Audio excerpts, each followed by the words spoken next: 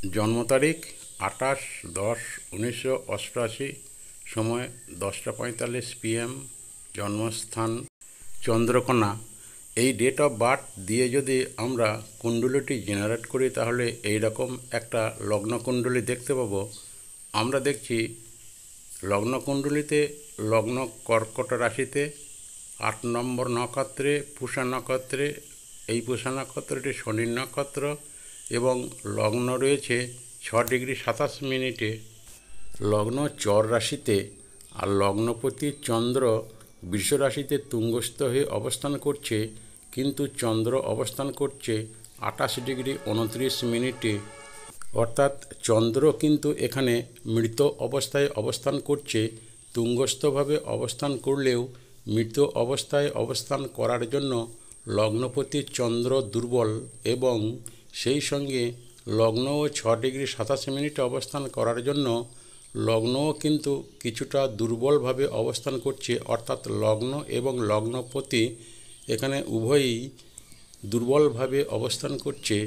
এছাড়াও চর লগ্ন হলে বাদক ভাব হয় একাদশ ভাব। সেই একাদশ ভাবে অর্থাৎ বাদক ভাবে লগ্নপতি অবস্থান করার জন্য সব কাজে বাধা সৃষ্টি করবে। চন্দ্র মঙ্গলের নক্ষত্রে অবস্থান করছে, অর্থাৎ মৃগশিরা নক্ষত্রে অবস্থান করছে, আর সেই মঙ্গল ভাগ্যভাবে 6°10' অবস্থান করছে এবং শনির নক্ষত্রে অবস্থান করছে। মঙ্গল ত্রিকোণভাবে অবস্থান করছে, ভাগ্যভাবে অবস্থান করছে। এটা দেখে মনে হতে পারে যে মঙ্গল শুভভাবেই অবস্থান করছে। ত্রিকোণভাবে যখন মঙ্গল অবস্থান করছে, চতুর্থপতি ও কর্মপতি হয়ে ভাগ্যভাবে অবস্থান করছে, ত্রিকোণভাবে অবস্থান করছে। এটা দেখে মনে হতে পারে যে মঙ্গল খুব শুভভাবে অবস্থান করছে, কিন্তু মঙ্গল শুভভাবে অবস্থান করলেও মঙ্গল এখানে শুভ ফল দিতে পারবে না। এই বিষয়ে পরে আসছি। মঙ্গল যদি এখানে শুভভাবে অবস্থান করত এবং শুভ ফল দিতে পারত তাহলে কিন্তু চন্দ্র কিছুটা শুভ ফল দিতে পারত, কিন্তু চন্দ্র বাদকভাবে অবস্থান করছে, মৃতভাবে অবস্থান করছে এবং মঙ্গলের নক্ষত্রে অবস্থান করছে। মঙ্গলও এখানে অসহায়, তাই চন্দ্র কিন্তু লগ্নপতি হয়ে শুভ ফল দিতে পারবে না। যতই তুঙ্গস্থভাবে অবস্থান করুক না কেন, সব কাজে একটা বাধা সৃষ্টি করবে। এরপর আসে দ্বিতীয় ভাব। দ্বিতীয় ভাব পড়ছে সিংহ রাশি। সেই সিংহ রাশির অধিপতি রবিদেব চতুর্থভাবে অর্থাৎ তুলা রাশিতে অবস্থান করছে নিচস্থ হয়ে। রবি অবস্থান করছে রাহুর নক্ষত্রে এবং 11°48'। রবি কিন্তু এখানে নিচস্থভাবে অবস্থান করছে।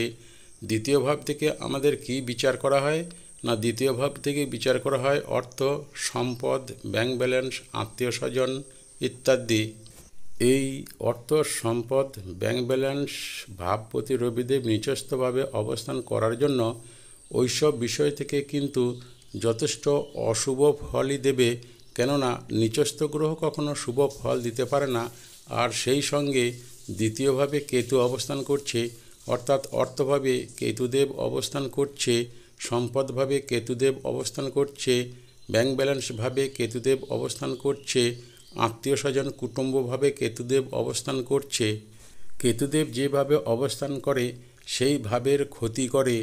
তাই এক্ষেত্রে সিংহ রাশির অধিপতি রবিদেব নিচস্থভাবে অবস্থান করছে এবং অর্থভাবে কেতুদেব অবস্থান করছে। কেতুদেব অবস্থান করার জন্য ওই সকল বিষয়ের উপর অশুভ প্রভাবই পড়বে এবং অষ্টম ভাব থেকে রাহুদেব তার সপ্তম দৃষ্টি ওই অর্থভাবে দিচ্ছে।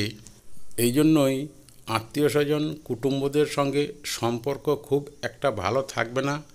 অর্থ, সম্পদ, ব্যাংক ব্যালেন্স, আত্মীয় স্বজন কুটুম্বদের সঙ্গে সম্পর্ক খারাপ করবে কেতুদেব। কেতুর কাজই হচ্ছে হঠাৎ করে কেটে দেওয়া, অর্থাৎ আত্মীয় স্বজন কুটুম্বদের সঙ্গে সুসম্পর্ক হঠাৎ করে কেটে দেবে, অর্থ ইনকাম কেটে দেবে, ব্যাংক ব্যালেন্সে স্থায়িত্ব কেটে দেবে। আর কোনো লগ্নকুণ্ডলিতে রবি এবং চন্দ্র যদি অশুভভাবে অবস্থান করে, দুর্বলভাবে অবস্থান করে, তাহলে লগ্নকুণ্ডলিতে যতই রাজযোগ থাক না কেন, রাজযোগের সুফলগুলো কিন্তু কখনোই জাতক পাবে না। কেননা রবি আত্মা আর চন্দ্র মন। আত্মা আর মন এই দুটি দিক দিয়েই কিন্তু জাতক সন্তুষ্টি পাবে না। আর 9টি গ্রহের মধ্যে 2টি প্রকাশক গ্রহ, রবি প্রকাশক গ্রহ আর চন্দ্র প্রকাশক গ্রহ, 2টি প্রকাশক গ্রহ যদি দুর্বল হয় তাহলে রাজযোগের শুভ ফল বা কুণ্ডলীর শুভ ফলগুলি জাতক সামান্য মাত্রায় পেতে পারে। তৃতীয়ভাবে বুধ অবস্থান করছে, তৃতীয় ভাব পড়েছে কন্যা রাশিতে, আর কন্যা রাশির অধিপতি বুধ, আর কন্যা রাশিতেই কিন্তু বুধ তুঙ্গস্থ হয়। সেই তুঙ্গস্থভাবে তৃতীয়ভাবে বুধদেব অবস্থান করছে। বুধ কিন্তু আবার কর্কট লগ্নের সাপেক্ষে দ্বাদশপতি অর্থাৎ স্থানপতি। আপাত দৃষ্টিতে দেখলে মনে হয় তৃতীয়ভাবে বুধ তুঙ্গস্থ হয়ে অবস্থান করছে, তাই বুধ তৃতীয়ভাবে শুভ ফলগুলি দেবে। তৃতীয় ভাব ছোটোখাটো আন্তর্দেশীয় ভ্রমণের ভাব, তৃতীয় ভাব পাড়া প্রতিবেশীর ভাব, ভাই বোন ইত্যাদির বিচার এই তৃতীয় ভাব থেকেই করা হয়। সেই তৃতীয়ভাবে বুধদেব তুঙ্গস্থ হয়ে অবস্থান করছে ঠিক কথাই, কিন্তু বুধের সঙ্গে বাধকপতি শুক্রদেবও নিচস্থভাবে অবস্থান করছে।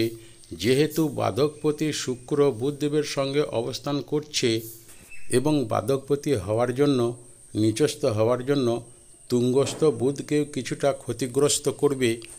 এছাড়াও বুধদেব মঙ্গলের নক্ষত্রে অবস্থান করছে। মঙ্গল ভাগ্যভাবে অবস্থান করছে, অর্থাৎ সুন্দর বা ভালোভাবে অবস্থান করছে, শুভভাবে অবস্থান করছে। এটা মনে হলেও মঙ্গল কিন্তু এখানে অশুভভাবে অবস্থান করছে। এ বিষয়ে পরে বিস্তারিতভাবে আলোচনা করছি। তাই বুধদেব যেহেতু মঙ্গলের নক্ষত্রে অবস্থান করছে এবং মঙ্গলদেব অশুভভাবে অবস্থান করছে, তাই বুধদেব এমনিতেই কিছুটা দুর্বল। আর শুক্র রবির নক্ষত্রে অবস্থান করছে, অর্থাৎ শত্রু নক্ষত্রে অবস্থান করছে, আর সেই রবিদেবও নিচস্থভাবে অবস্থান করছে তুলা রাশিতে। তাই সব দিক দিয়েই কিন্তু শুক্র দুর্বল। আর সেই দুর্বল শুক্র বুধের সঙ্গে অবস্থান করার জন্য বুধকেও কিছুটা দুর্বল করছে। যদিও শুক্রদেব তুঙ্গস্থ বুধের সঙ্গে অবস্থান করার জন্য নিজভঙ্গ রাজযোগ সৃষ্টি হয়েছে, কিন্তু এই রাজযোগের শুভ ফল পুরোপুরি জাতক পাবে না। কেননা 2টি প্রকাশক গ্রহ রবি ও চন্দ্র দুর্বলভাবে অবস্থান করছে। এই 2টি প্রকাশক গ্রহ যদি সবলভাবে লগ্নকুণ্ডলিতে অবস্থান করত তাহলে রাজযোগের পুরোপুরি শুভ ফলগুলি এই জাতক পেত, কিন্তু এক্ষেত্রে তা পাবে না। এছাড়াও শনিদেবের দশম দৃষ্টি তৃতীয়ভাবে পড়ছে, অর্থাৎ পরিশ্রমকে বাড়িয়ে দেবে। নিজভঙ্গ রাজযোগের শুভ ফলগুলি এই জাতক পাবে না। তারও আরও একটি কারণ আছে।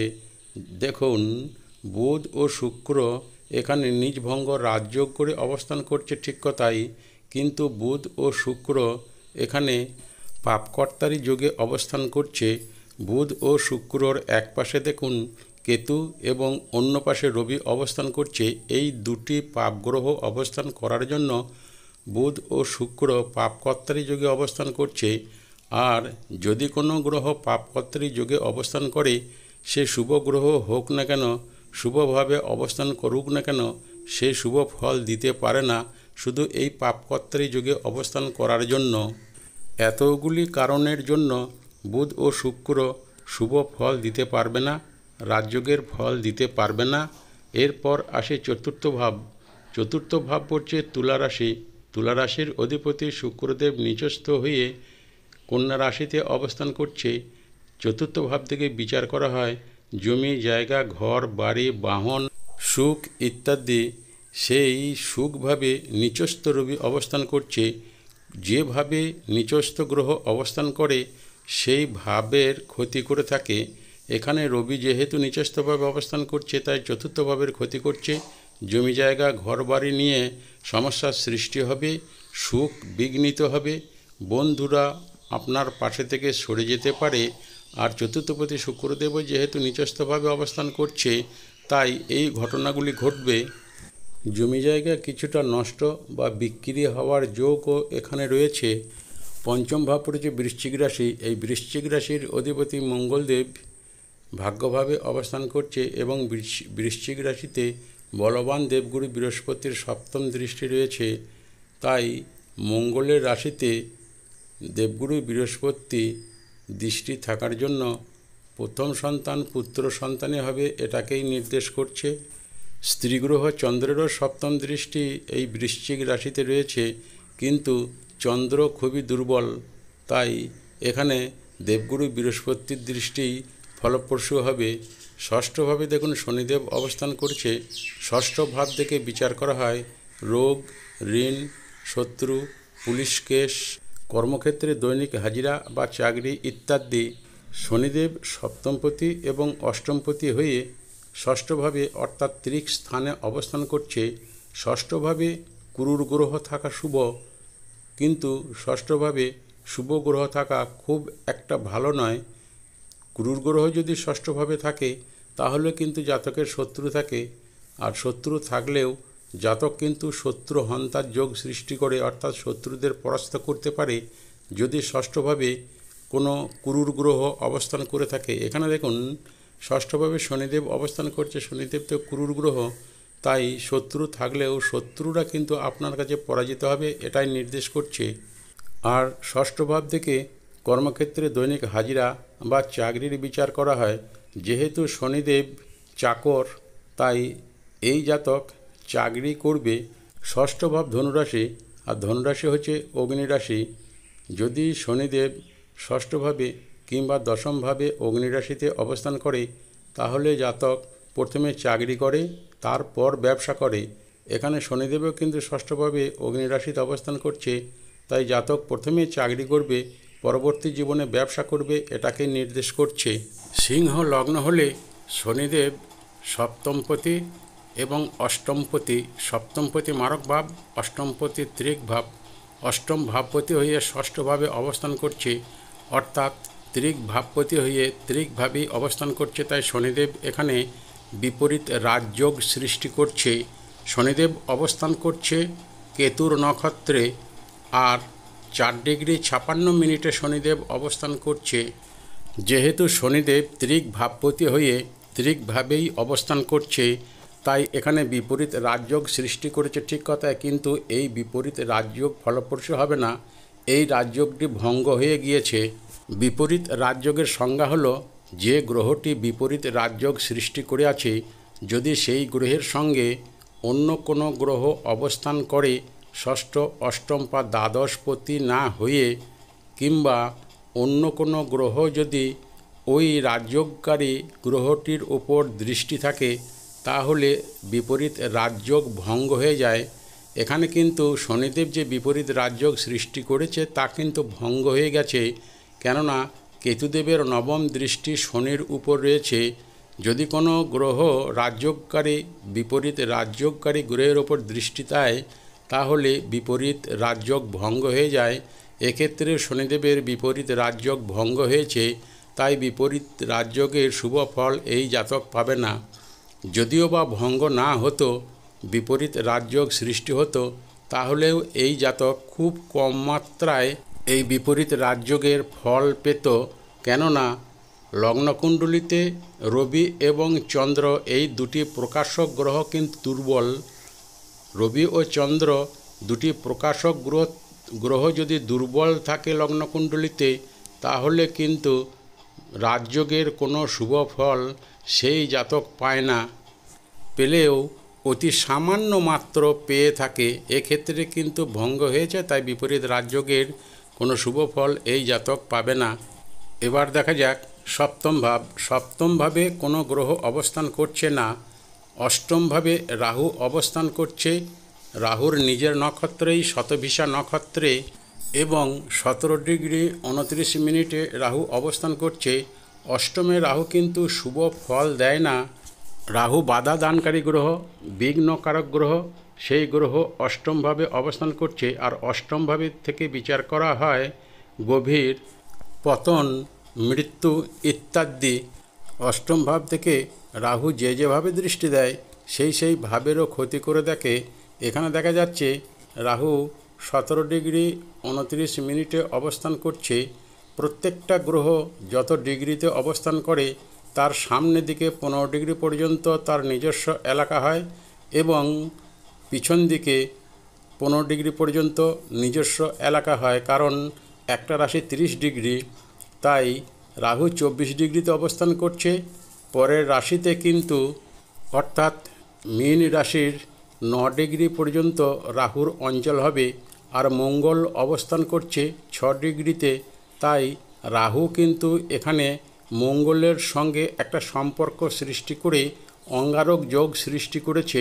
তাই মঙ্গলদেব নবমভাবে অবস্থান করলেও, ভাগ্যভাবে অবস্থান করলেও কোনো সুফল বিশেষ একটা দিতে পারবে না, কেননা অঙ্গার যোগ সৃষ্টি হওয়ার পরে ভাগ্যভাবের ক্ষতি করবে, যা এই লগ্নকুণ্ডলিতে দেখা যাচ্ছে। আর রাহু মঙ্গল সম্পর্ক হলে পরে অপারেশন যোগ সৃষ্টি করে, পুলিশ কেস হওয়ার সম্ভাবনা প্রবলভাবে বেড়ে যায়। আবার রাহুর নবম দৃষ্টি দেখুন তুলা রাশিতে পড়ছে নিচস্থ রবির ওপর, আর চতুর্থ ভাব পড়ছে তুলা রাশি। তুলা রাশি থেকে বিচার করা হয় জমি জায়গা ঘর বাড়ি ইত্যাদি। তাই ওই বিষয়ে আইনি সমস্যা সৃষ্টি হওয়ার সম্ভাবনাকেও প্রবলভাবে বাড়িয়ে দিয়েছে। আর যেহেতু রাহু অষ্টমভাবে অবস্থান করছে, হঠাৎ পতনকে নির্দেশ করছে। এছাড়াও অর্শ পাইলস ইত্যাদি হওয়াকেও নির্দেশ করছে। পেটের সমস্যা, গ্যাস অম্বল হওয়ারও সমস্যা এই জাতকের উপর আসতে পারে। যেহেতু মঙ্গল 6 ডিগ্রি 30 মিনিটে অবস্থান করছে, তাই মঙ্গল অশুভ প্রভাব না দিলেও রাহু কিন্তু অশুভ প্রভাব দেবে। এরপর আসি দশম ভাব। দেখুন দশম ভাবে কোনো গ্রহ নেই। যদি কোনোভাবে গ্রহ না থাকে তাহলে সেই ভাবটি কিন্তু ইনঅ্যাক্টিভ থাকে। আবার দশম ভাবে নিচস্থ রবির দৃষ্টি দশম ভাবকে খুব কম মাত্রায় অ্যাক্টিভ করতে পারবে। তাই কর্মভাবটিও এখানে দুর্বল। এবার আসে একাদশ ভাব। একাদশ ভাবে চন্দ্র অর্থাৎ লগ্নপতি চন্দ্র অবস্থান করছে। চন্দ্রকে নিয়ে ইতিমধ্যেই আলোচনা করা হয়েছে। এবার বৃহস্পতিকে নিয়ে করব। বৃহস্পতিও চন্দ্রের সঙ্গে একই রাশিতে অবস্থান করে গজকেশরী যোগ সৃষ্টি করেছে।